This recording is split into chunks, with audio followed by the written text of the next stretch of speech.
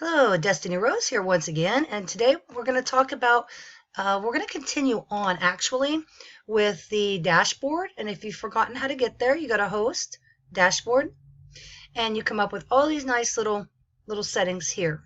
Okay, and we did the travel credit, so we're going to move on to account. Okay, so going through the account, where you start is with notifications. Your notifications are really important because as a host, you may want to be notified through text when your guests want to book your place.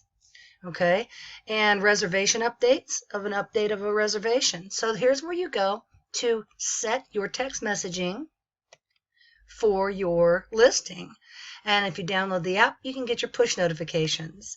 And then also you can get general promotions, reservation and review reminders in your email. And then your phone preferences. Do you want Airbnb to call you or not? And make sure that you click save. Okay, and then going down, payment method. Payment and payout gets confused sometimes. Clarifying that payment method is you as a guest. Okay, so this is how you would pay. This is where you would put your credit card in and follow the prompts to how you would pay as a guest. Payout preferences is how you get paid as a host. Okay, so there is where you add your bank account.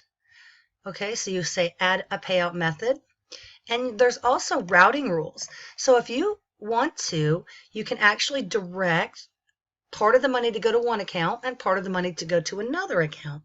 Okay, and you can do that using the payout routing rules. Okay, all right, so just follow the prompts under there and make sure that you give it 3 days to clear Airbnb. Sometimes it can take up to 5 days. So if somebody comes to your listing on Friday and you have not set this up, you won't get paid for up to another week while it's getting set up. So make sure you set it up in advance. Your transaction history is great information. At the end of the year, you're going to get a 1099-K. That's an informational document for the IRS that shows what your gross earnings. Okay. For under transaction history, you can see your future transactions, your completed transactions, okay? So you can see for all your payout methods, or you can see for a particular payout method under routing rules and things like that. So all your information for each particular listing is here, dates here for future and completed, and your gross earnings that will show up on your 1099-K at the end of the year. Be sure to keep a document for everything that you have to do to the listing, cleanings, things you need to purchase for the listing, because you can take all of that off at the end of the year of your gross earnings, and it will help a lot with your taxes. Okay, so moving on to privacy. What's under privacy here is your social connections. Do you want to be social with Facebook with your Airbnb listing? Do you want to link that to your social connections? Click there, click save. Now here's a real important one. Do you want to be included in Google and Bing and all the search engines out there? Do you want your listing in there? Well, I would if, it were my listing and I was trying to get bookings. But if this is not clicked, they may not show up out there. So you might want to click that and click Save Findability. Okay, and then for security, this is where you're going to go to, let's get this going, change your password.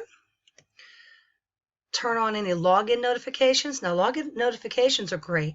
The reason why is because you can see if somebody has been into your particular account. Now, see, I'm getting people from Bonita, which doesn't make any sense because of the fact that so we're going to log it out.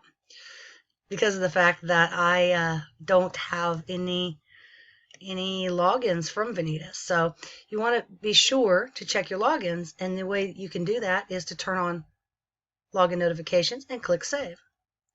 Any connected apps that you may have to your Airbnb listing are going to show up under the connected apps. And then your settings as well are over here.